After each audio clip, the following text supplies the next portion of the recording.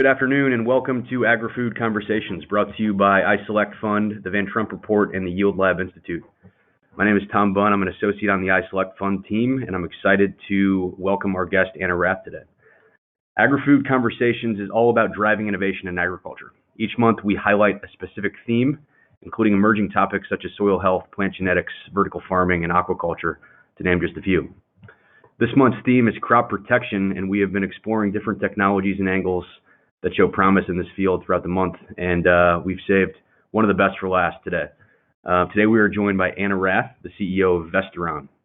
Vestaron has developed a proprietary fermentation-based peptide production platform that is leading to the development of a broad range of biological crop protection and trait products. Before we get started, each of you knows companies are more likely to succeed with the right network of customers, talent, investors, and advisors. We've invited you to this call because you are some of the smartest, most talented people in Vestaron's market. You are potential customers for Vestaron's products. You've built and sold a company in the agri-food industry, or you are a sophisticated business person or agricultural professional who understands the agri-food market and the challenges it may face. Before we get started, we do have a quick poll question to get a better idea of who we have on the call today. Please take a quick second to answer. And finally, a few process comments before we get started. We are not soliciting investment in any way whatsoever here. This presentation is to provide information about Vestaron's products to help them find customers, mentors, or other strategic relationships that can help them grow their business. You are all on mute. You can use the chat window to ask a question, and after the formal part of the presentation, we will answer as many questions as time allows. There are two ways to ask a question.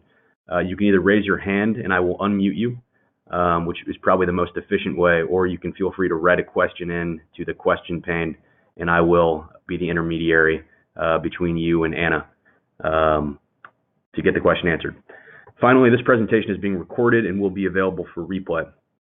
So without further delay, I'm pleased to introduce Anna Rath, the CEO of Vestaron. Take it away, Anna. Great. Thank you very much for that introduction, Tom, and thank you all for taking the time to listen in this afternoon. So this is the slide I was given from iSelect, the standard disclaimer. Tom, do you want to say anything about that? No, just boilerplate legalese, but okay. Everyone should read it. Absolutely. Good. Okay, so we are here to talk about Vestaron, and so what Vestaron is really doing is bringing the first ever biologic crop protection products to market in agriculture that have the same level of efficacy as synthetics, but of course, because they are biologic molecules, the safety and environmental profile that those come with. So we are focused on development of peptides. And so the big vision for the company is to improve overall the safety, efficacy, and sustainability of crop protection through some amount of migration from chemical pesticides to biologic peptides. So obviously chemistry will always have its place, but we think that peptides have a big role to play as well. So the agricultural chemical industry today is very much in the same place that the pharmaceutical industry was about 30 years ago. Until then, all of pharma R&D had been done in-house, and it was all focused on small molecule synthetics. But while small molecules are really good at doing what they're supposed to do, right, hitting their target receptor, they're uncommon. It's uncommon to have small molecules in biologic organisms, and so they often also do things that they're not intended to do, which in the pharmaceutical context creates negative health consequences. In the agricultural context, that creates issues like harm to honeybees or environmental degradation or cancer in humans. And so that same wall that was hit in the pharmaceutical industry back in the 80s and 90s that resulted in a major shift to biologics, and that shift is now largely complete. So last year in the pharmaceutical industry, 7 of the 9 largest selling molecules, drugs, were biologics. That same shift, we believe, is on the cusp of happening in the agricultural chemicals market, and we believe that we are on the forefront of that. So, to turn to the slide, the good news about those small molecule synthetics is, again, that they have this great efficacy, but they can also have these downsides. In addition, in pesticides in general, you need a constant stream of innovation. It's just like antibiotics in humans. When you keep trying to kill an insect or any other pest with the same thing, eventually that pest develops resistance. So this is a field that needs innovation. And the fact that that innovation has largely slowed or even stalled because of the increasing difficulty of getting new molecules to market, because of the increased regulatory burden that has come with recognition of some of those negative side effects, means that the industry really needs new sources of innovation. We believe that peptides can be a big part of the answer to this. So peptides are nice and safe. They degrade to amino acids in the environment. So safe for humans and mammals, safe for fish and birds, safe for pollinators and other beneficial insects. And one of the ways that you know that they're safe is that on our first product, we were given by the EPA a 0-day pre-harvest interval. So if you think about kind of the consumer drivers that are happening in agriculture right now, of people really wanting food that is fresh and that they know has been produced in a sustainable and safe way, and wanting to be able to go from growing your tomato in the greenhouse today to having it on the shelf in Whole Foods tomorrow, no pre-harvest interval means if you have a thrip outbreak the day before you want to harvest those tomatoes and take them to Whole Foods, you can use our insecticides. So peptides are safe. They are sustainable. So it's a yeast-based fermentation process. So it's a completely renewable resource, very environmentally friendly, and enabling of sustainable agriculture, because it is this. They do have the level of efficacy of the synthetics. And we, unlike most biologics, we actually know exactly what receptor molecules we target. We know what happens when we bind to them, and as a result, there is this very high level of efficacy, which again, traditional for small molecules, not so much for biologics. Also, we think that it might actually be harder for pests to develop resistance to peptides than it is for them to develop small molecules. And the reason for that is that these peptides are bigger molecules than the small molecules, and as a result, they have bigger binding sites in the way that they attach to these receptors. And so it is far less likely that a single point mutation could actually disrupt that binding and confer resistance on the insect. So until Vestaron, in the world of agricultural chemicals, you kind of had these two opposite ends of the spectrum. On the one hand, you had the synthetics, which were really good at doing what they were supposed to do, but cheap to produce, but really long path to market, high cost to develop, and in some cases, very problematic safety profiles.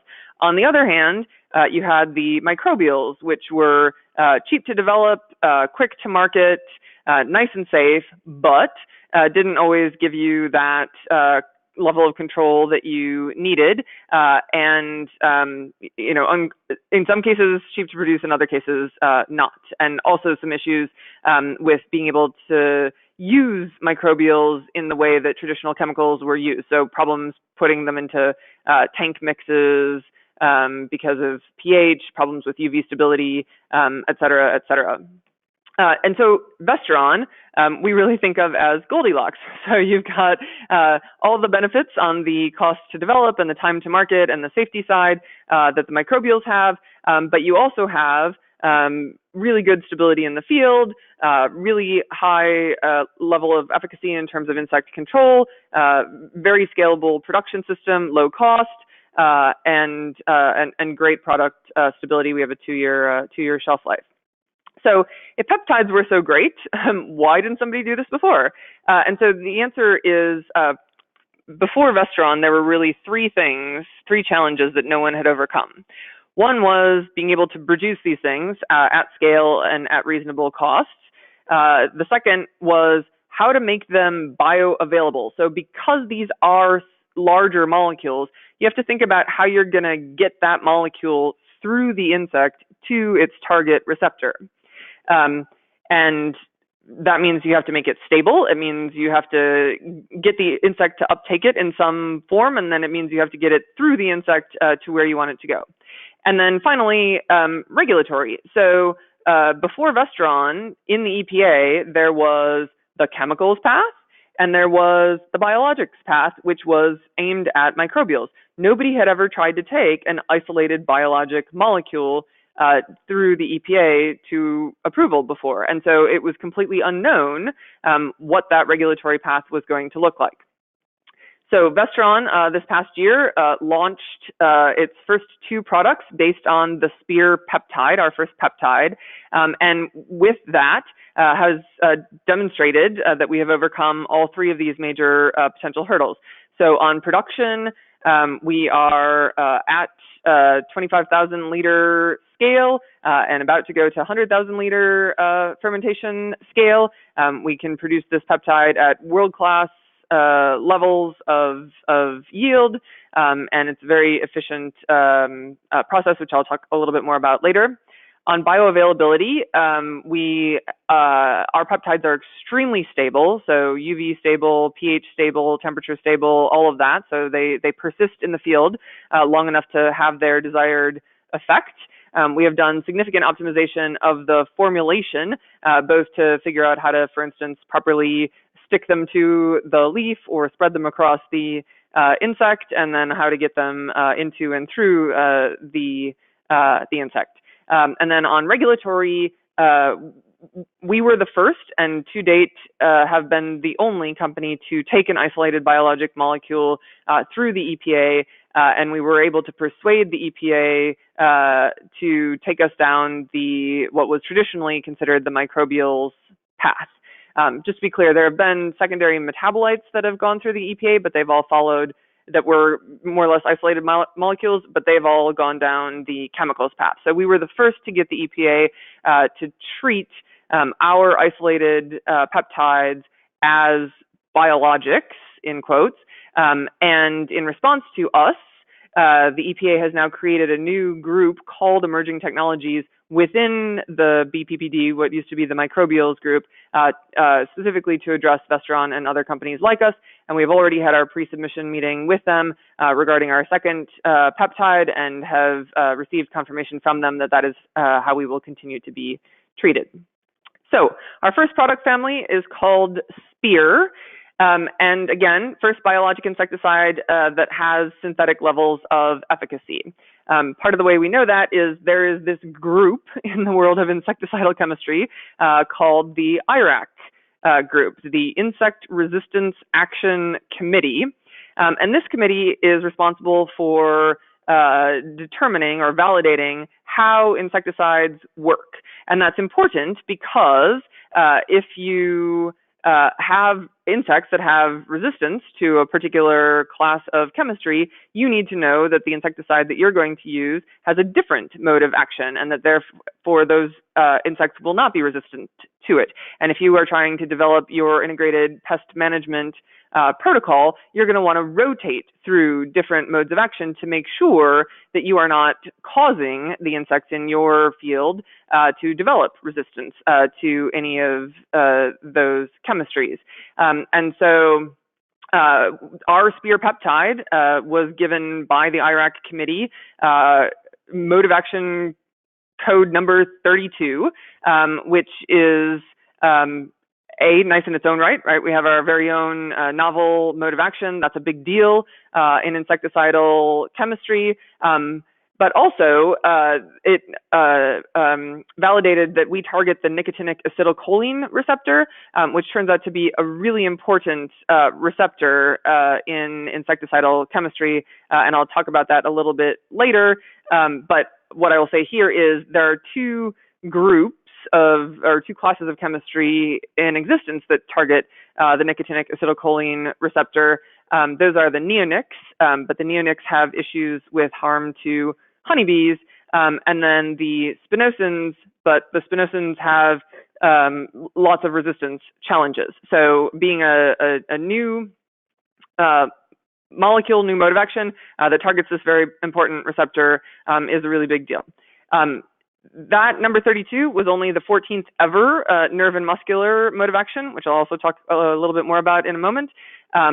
We have broad insect pest killing spectrum, right? We can, Spear will basically kill any insect because all insects have a nicotinic acetylcholine receptor, but we have good insect specificity. So we are safe for humans, mammals, birds, fish, and also for beneficial insects. The reason we're safe for beneficial insects is because you actually have to do work to create that bioavailability, and we can do that in a very specific manner.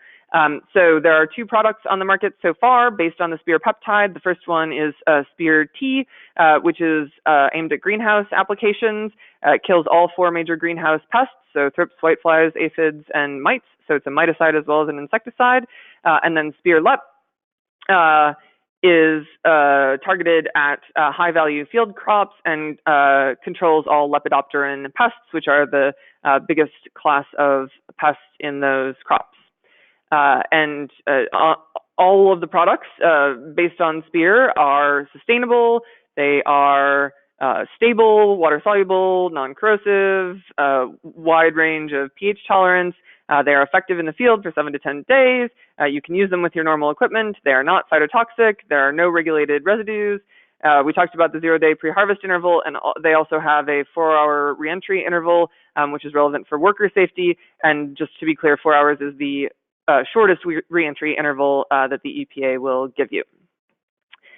So that's a lot about the Spear peptide. If you think about the elements of value in Vestaron today, there are really 4. So the Spear peptide is one.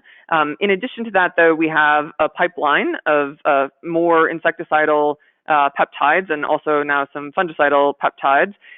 We have, as I mentioned, the world-class ability to produce these peptides at scale and at reasonable cost.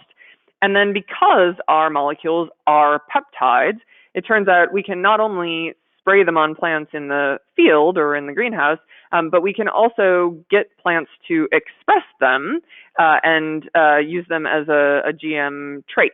And it turns out that we have really strong synergy with BT, which is the dominant insecticidal trait, and can actually rescue BT activity for insects that have developed resistance.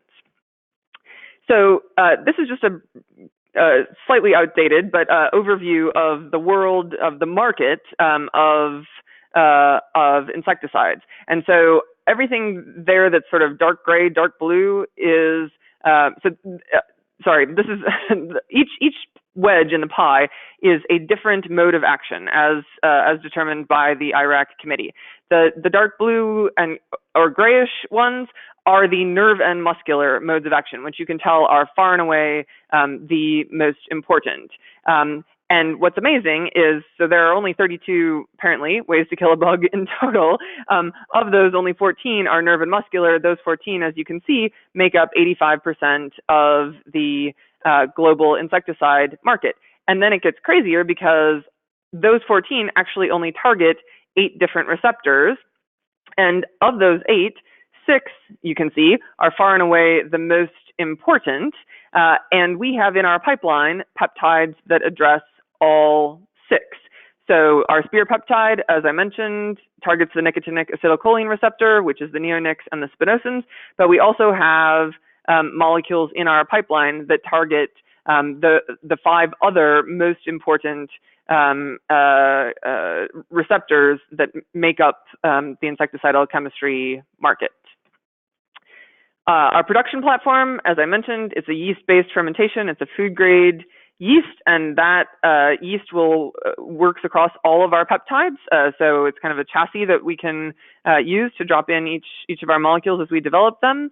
As I mentioned, world-class levels of production, both in terms of yields and also sort of the scale that we're at overall. There are definitely some issues with being able to produce these kinds of peptides, and we have overcome all of those and have some good intellectual property around that as a result. And then we have, and then this platform can not only produce our peptides, but we think will also be useful for producing similarly sized peptides for other companies in other industries. So for instance, single domain antibodies in the pharmaceutical industry. And then I mentioned that these peptides can also be turned into GM traits. We are working on that. We are developing the spear peptide and others in the pipeline in corn, soy, and cotton.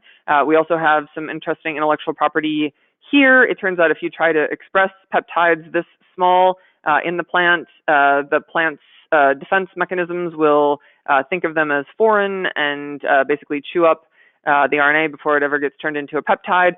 So we've developed this really interesting system where you basically create a multimer of the peptide that is what is expressed in the plant. So in the plant, it's a big enough protein that the plant doesn't destroy it.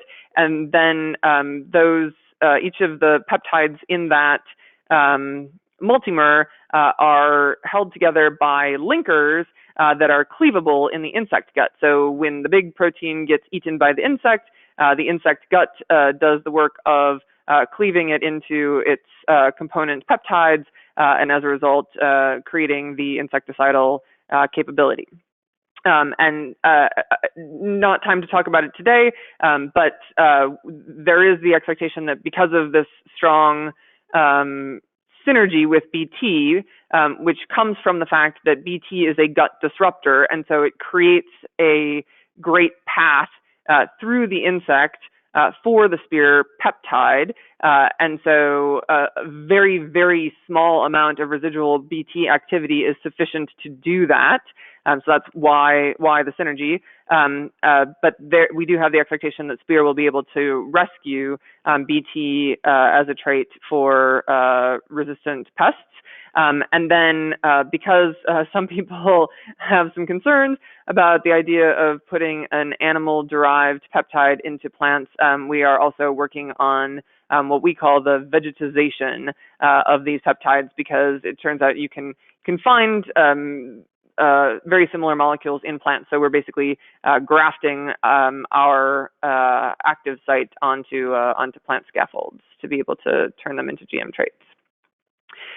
So Vestaron today, we're about 35 people. The company was incorporated in 2005. We have just recently opened our new headquarters offices in RTP, and then where the company has traditionally been based, is now a research site for us, and that is in Kalamazoo, Michigan. We have a great investor syndicate. So in our most recent investment round, we just added Novo Holdings, Syngenta, and Continental Grain, and then Antera, Cultivian, Pangea, and Open Prairie are all longer-term investors in the company. And we also, as of just very recently, now have our full management team filled out, and I won't go into great depth there, but just show you that that's the group and give you a moment to briefly skim over the bullets. And so just to recap, our current focus is this particular class of cysteine-rich peptides for insect control, and we believe that gives us the potential ability to basically reset the resistance clock on all of the major synthetic insecticide target receptors, and to do so with a safer and more environmentally friendly class of molecules. But more broadly, we think we can take that same expertise in production and become the peptide company for all aspects of crop protection. And as I mentioned, we've already started pulling some fungicidal peptides into the pipeline. Then that production platform, as I mentioned, we think has applicability even beyond crop protection. And so we could imagine being, for instance, as a service provider, the creator of production strains for other companies in other industries. And then finally, we think our peptides have the ability to be kind of the savior to, or at least an extender of, the BT franchise, which is a $4 billion transgenic trait. So with that, here is the contact slide. And I will, for now, go back to the management team slide just because that one is a lot of reading in case you want to have an opportunity to read further. So that's it. Great. Thank you very much, Anna. Certainly appreciate it. And you're working on some very compelling science here.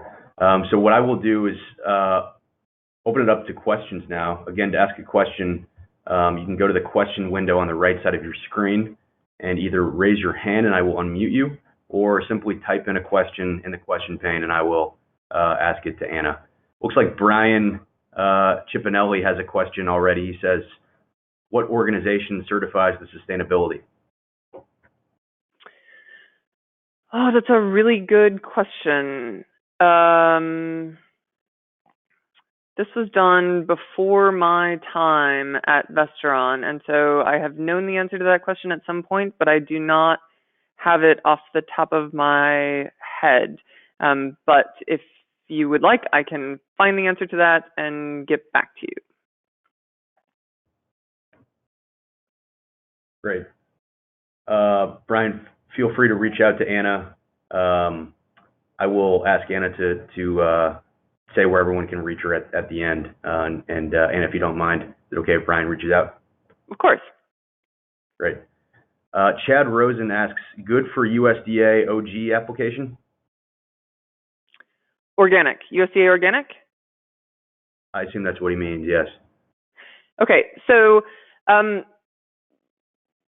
we are not Blackletter Organic for two reasons. One, because we are produced in a GMO yeast, and two, because we are not nature identical. We've actually improved the peptide for production and stability and some other things.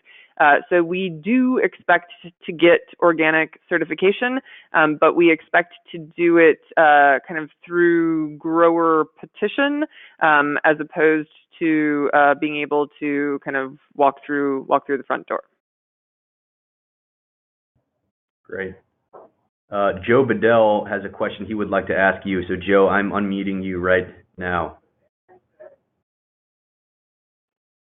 Feel free to ask away, Joe. Okay, looks like I had to also unmute myself. Yeah, I had a question about the BT rescue recovery. Tell me. So to give you my background, I work at Bayer Crop Sciences. So we use a lot of BT products here. So tell me a little bit more about that. It sounded like if the BT has some gut penetrating activity, then that helps to get your peptides in?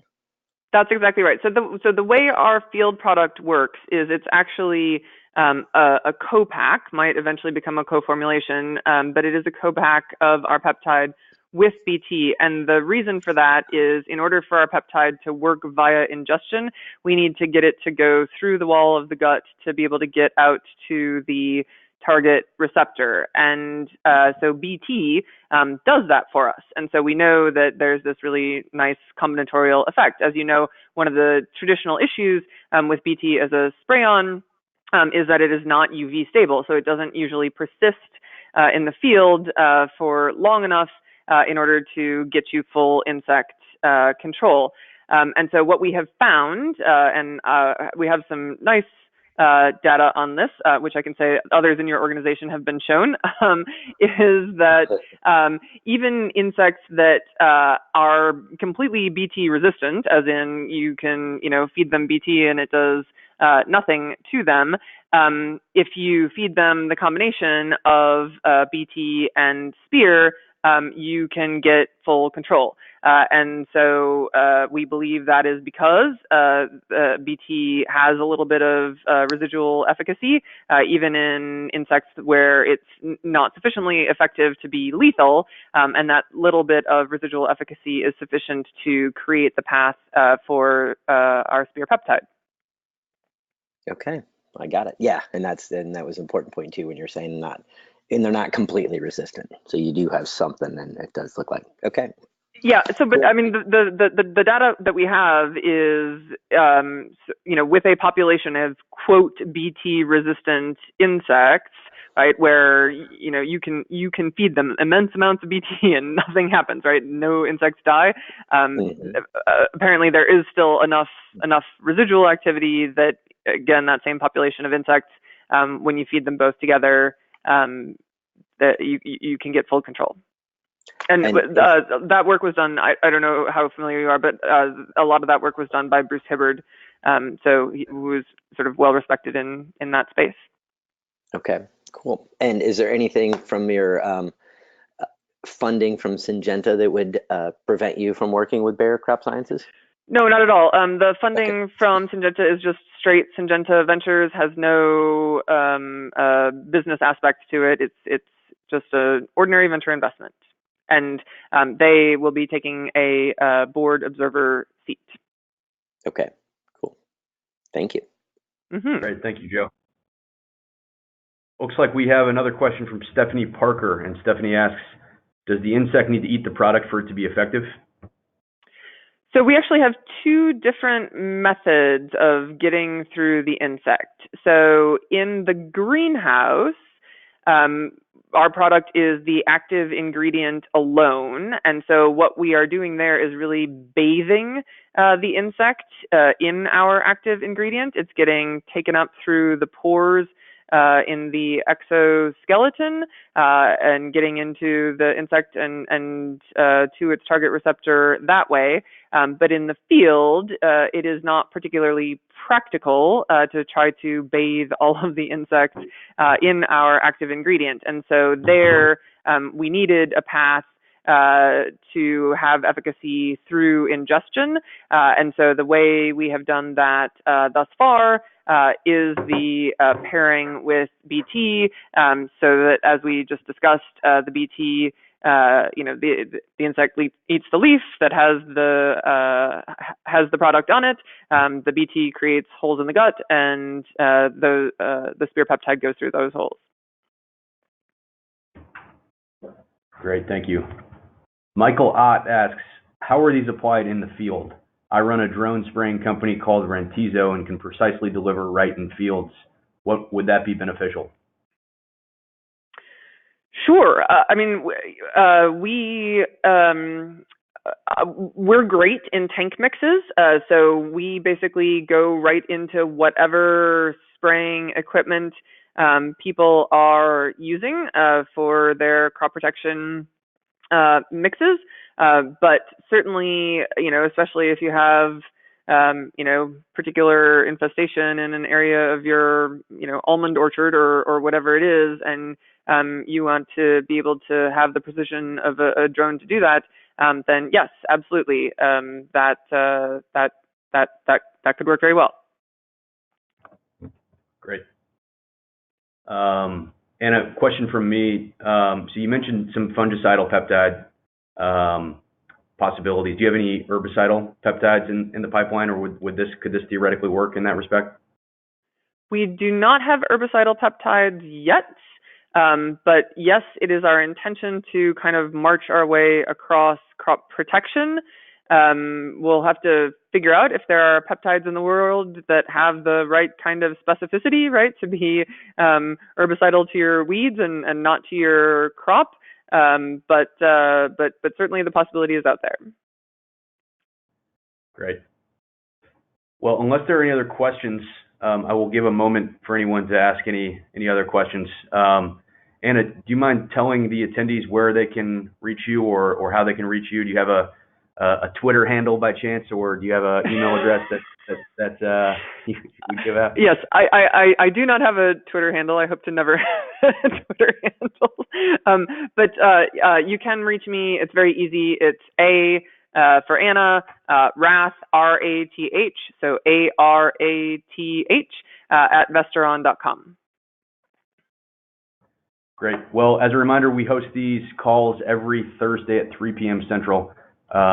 We have a new theme every month. So keep an eye out on emails to keep informed on what the theme will be and who the companies will be presenting. And like I said before, a replay of this video will be available in the next 24 hours.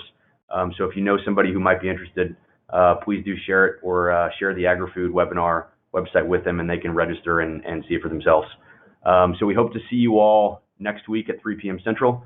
I hope you all have a very nice Labor Day weekend. And Anna, thank you again for taking the time this afternoon.